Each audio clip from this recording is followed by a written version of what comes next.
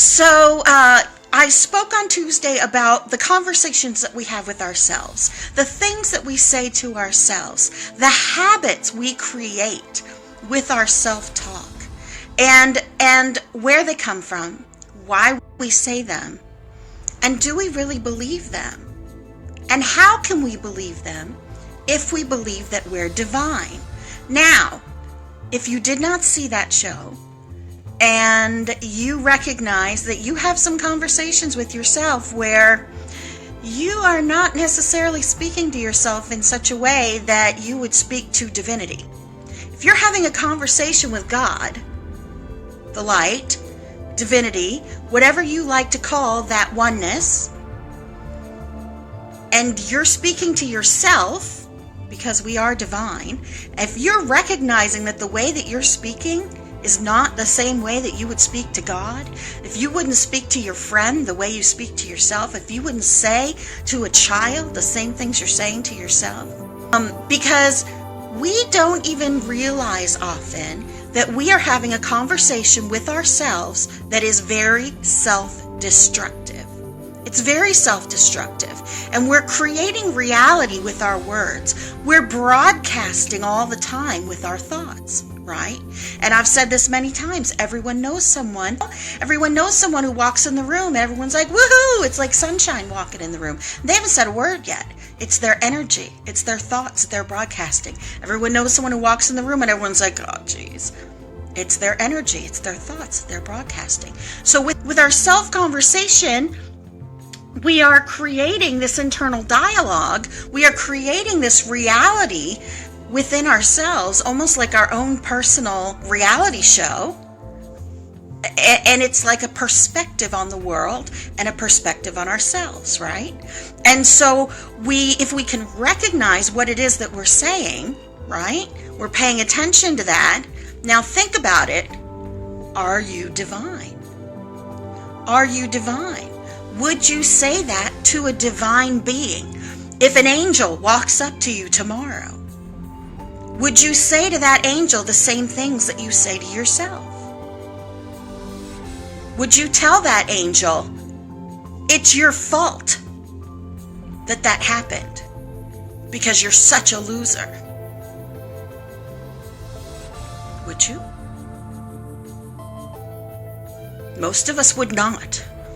Most of us would not. Now, there are some people that are very angry at God. They're very angry at divine. They're very angry at the universe, right? And they might have all the reasons in the world to be that way. Somebody died, they get mad at God. Why did you take them? You know, their life is a mess, they blame God. Why do you do this to me, God? That might be something that's inside of you that you don't even realize is inside of you. That might be part of your blockage as to why you're not moving forward and you don't even realize it. Maybe you feel like you're doing all the spiritual work, you're doing all the forgiveness of your friends, of your family, you're working on yourself. Maybe your fight's with divine. Maybe your fight's with God. And you feel like, I'm doing all this, why aren't I moving forward?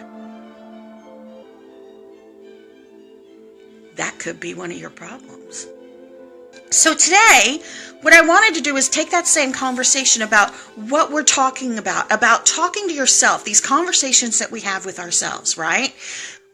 When we say things to ourselves, who is listening? Who do you think is listening when you say to yourself, God, you are so messed up. You are so messed up. Or you don't deserve for someone to love you.